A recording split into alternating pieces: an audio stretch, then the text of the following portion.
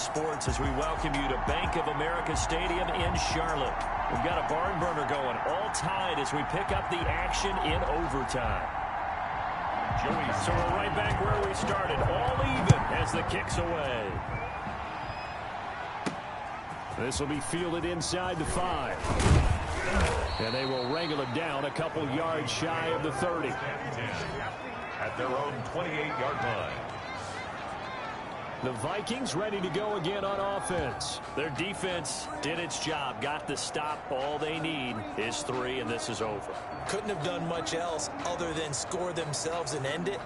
But they turned it back over to them, and now all they need is a field goal to win the game.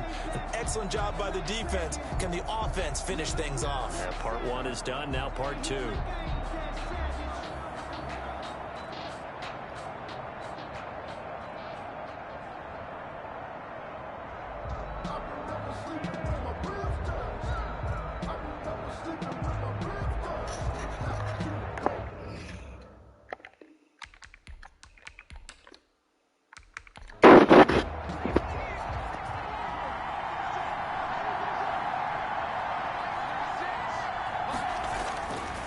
First throw here in overtime. On the move to his left. Give him 10 that time, escaping the danger, running with it, and picking up a first down. Well, he's proven real effective running the football. No one open, don't force it. Just get what you can, and that's what he's done very well in this game.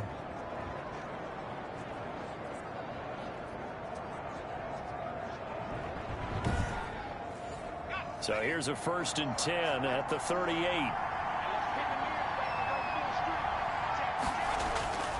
Operating from the gun, McLeod. It's a short one here, complete to his tight end. And he'll be out of bounds after getting this one across the 40. 5 yards on the catch there, brings up 2nd down. I don't want to overhype it, but this is a big early season game, especially an overtime win. That could give you a big boost going forward in the season. It certainly can, and I don't think you're overhyping it because cliches go out the window when you start to play overtime. And you're right, the winner of this game now, that's an extra boost moving forward. And it actually is an extra hurt for the team that loses because normally you shake it off. But in this situation, it lingers a little bit longer. That one, a first down pickup of 8. This is Geis. 2 yards on the carry there. It'll be 2nd down. The tackle made at the 47-yard line. 2 yards on the play. And now whistles here and a flag down. Looked like someone got going a little early. That's going to set him back 5 yards. And that false start penalty is certainly not helping their cause here. 2nd down and long. From the gun, McLeod able to find his running back, Geis. And he'll lose yardage here. Back at the 47. Just a loss of a yard there, but it's not going to help. Now they face a 3rd and 14. If you're a selfish player and you're throwing the ball, you're cool with the completion. Maybe not so cool with the yardage loss, though, huh? Yeah, you went backwards on the yardage. Hey, it kind of works like a sack for the defense there. Yeah, it's a really big play for them, right? Able to figure it out, sniff it out, and finish it off. Throwing on 3rd and long. McLeod throwing for his running back, and he's got him complete. And he'll get it into enemy territory just across midfield at the 49. He did his best to just get 4 out of that, but not enough. And now 4th down. So much about this game is just understanding situations and then having to execute, isn't it? Guard the first down sticks. Don't let them get there. And they rallied and made the tackle. The Vikings send out their punter. And in double overtime, this needs to be a good one.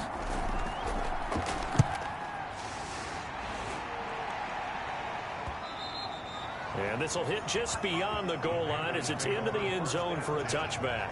At their own 20. And onto the field here come the Panthers.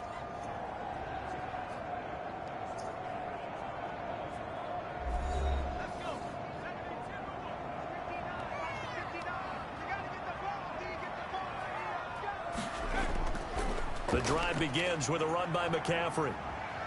He'll get about 3 as he's taken down at the 23. Now 2nd and 7 from the 23. Brought down at the 23-yard line. A 3-yard pickup. Brings back to throw. Weaver. And he will find his man on the outside. An extra defender in the secondary for the Vikings here on third down. Brings up third and operating from the gun. Weaver. It's a short one here, complete to the tight end. And he is going to have a Panthers first down as they're able to get the third down conversion.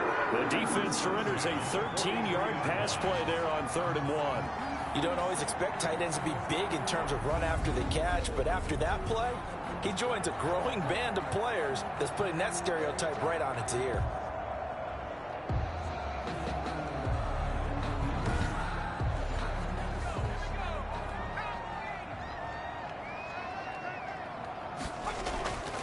On first down, this is McCaffrey.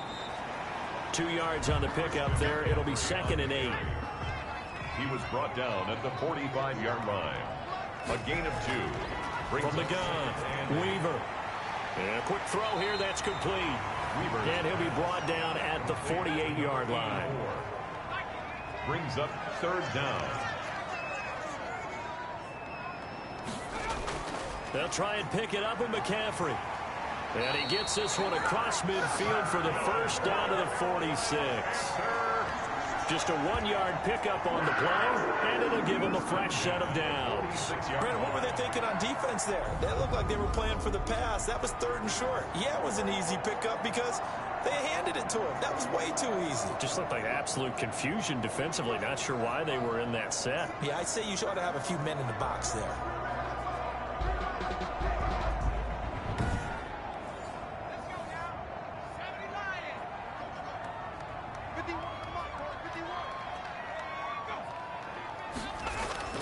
Back to the ground on first, it's McCaffrey. And he's going to get this one down near the 45-yard line. Give him a couple on the carry there, 2nd and 8. Overtime with 2 minutes to play. We are in sudden death, but still all tied up. At the Vikings' 45-yard line.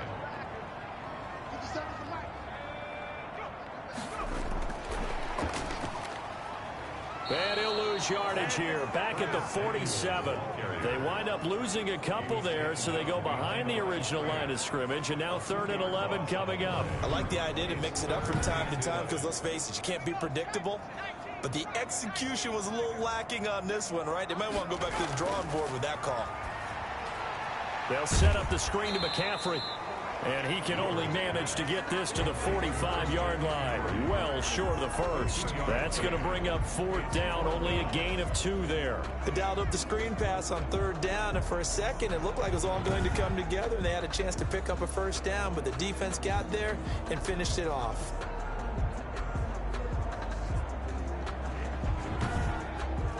Here's Michael Palardy now. On for a very important punt here in overtime.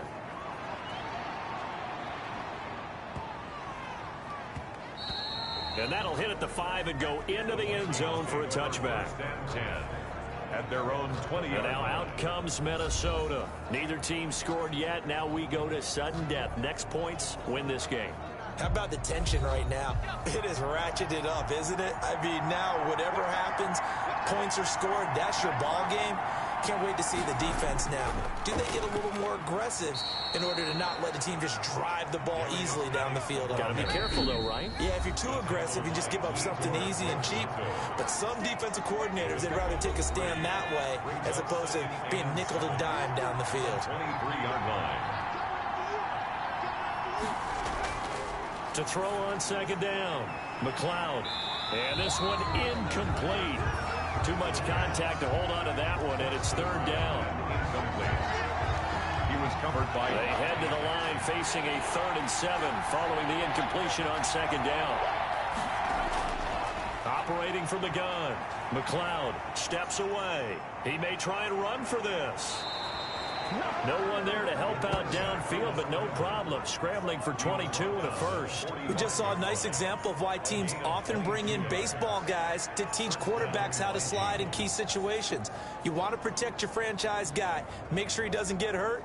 He did exactly that on that play. A perfect slide to avoid the big hit and pick up a first down.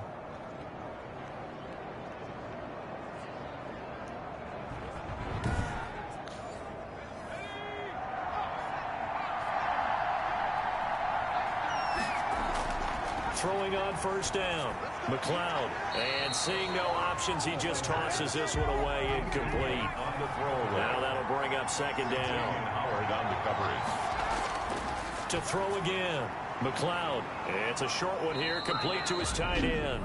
And they're going to have another first down as the tackle's made at the Panthers' 45-yard line.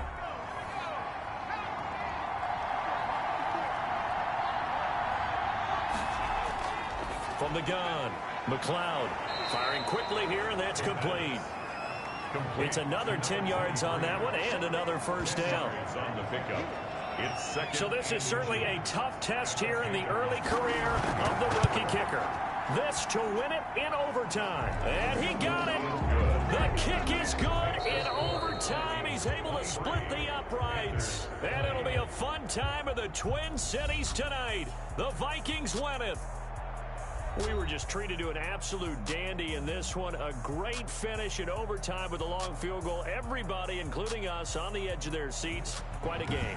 And it's rare that you get a game into overtime that it doesn't turn out to be a dandy, right? That's what we saw here. And just what you were talking about, a long field goal to win it. So definitely not a gimme. So there was tension all the way through until the ball went through the post. But it did go through the post. Ice water was in his veins.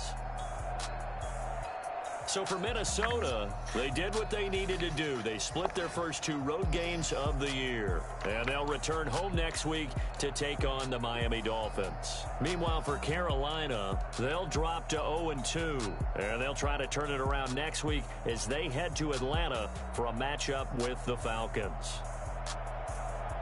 And for Charles Davis and our entire crew here at EA Sports, I'm Brandon Gaudin saying so long, everybody.